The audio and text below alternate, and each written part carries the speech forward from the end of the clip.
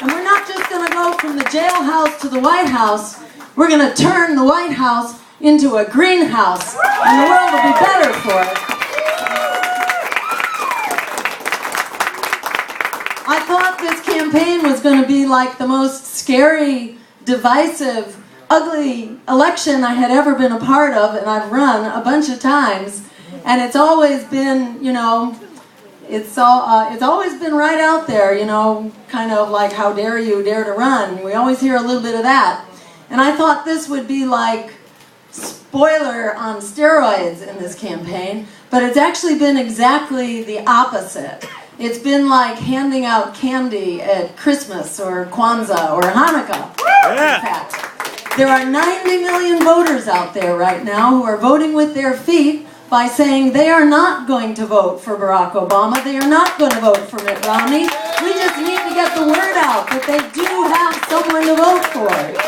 Yeah!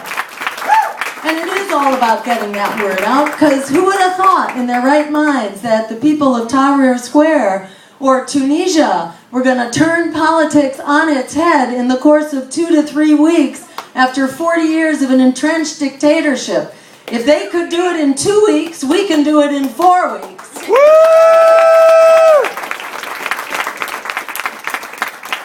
But seriously, there are 36 million students and recent graduates who are basically indentured servants out there. You'd think that students and the younger generation must be public enemy number one for all the bandwidth that they are getting in this election. How much do we exactly hear Mitt Romney and Barack Obama talking about ending student debt, which is what we're going to do, making public higher education free, which is what we're going to do, ensuring that everyone has a job, putting an end to unemployment in this country, creating 25 million jobs, and a Green New Deal to permanently put an end to unemployment. That's what we're going to do.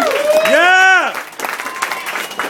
And while we're at it with those 25 million jobs through the Green New Deal, we not only jumpstart a real recovery, not go back to that same old Wall Street baloney, you know, an economy for the 1%, the hype that's not a real economy, it's a financialized fake economy.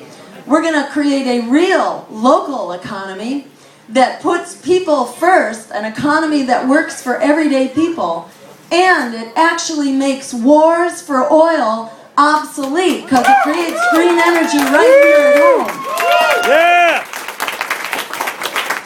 And of course, it puts an end to climate change, which is the other thing we got to do, because as you know, climate change isn't that thing 100 years from now, or 50 years from now, or 10 years from now. It's happening right now, far faster than even the most optimistic science predicted, or I should say than even the most pessimistic science predicted.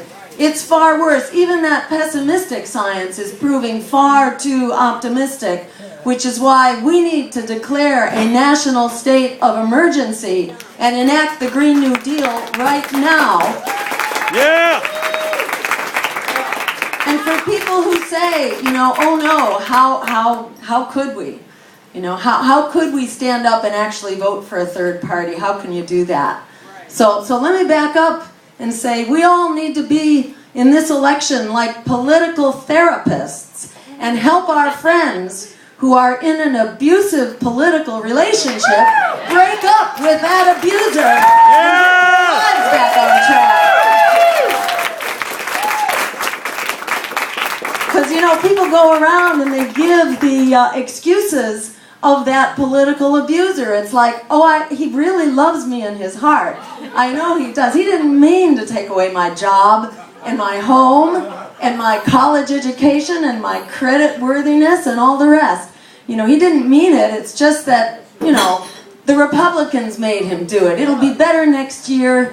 Or it was my addiction. You know, it was that addiction, not in this case to some substance, but to that money, you know, from the PACs and the super PACs. So we can help our friends out by by doing a little reality test with them and actually clarifying that there's a difference here between the walk and the talk. Now that it's election time, we're hearing all that warm and friendly talk again, about how, well, we're all in this together, and well, it's really getting better. Just hang in there a little bit longer. Well, it's true. If you are a CEO at General Motors or with Goldman Sachs, it is getting better. If you're in the 1%, it's getting quite a bit better because corporate profits and CEO salaries and bonuses have never been better. But for ordinary working people, well, actually, we're kind of accelerating in the wrong direction, under Democrats as under Republicans. Woo!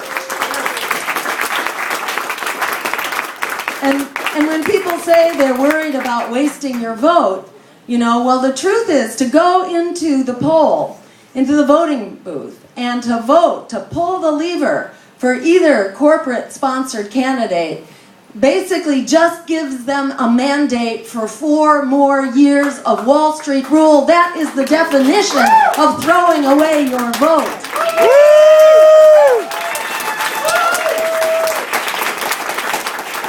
And sometimes a little bit of reality testing helps when people are in abusive relationships. Sometimes it actually helps to sit them down and just run through the laundry list as quickly as you can. Wall Street bailouts, $700 billion under George Bush, but $4.5 trillion in dollars already dispersed and another $16 trillion in zero-interest loans given away to Wall Street. So the Wall Street bailouts went ballistic under Barack Obama. They did not get better. And in fact, there's another one going on right now that you may have heard about, this third quantitative easing. It's the 4th bailout for Wall Street. Enough already. It's time to break up the big banks and bail out the students instead.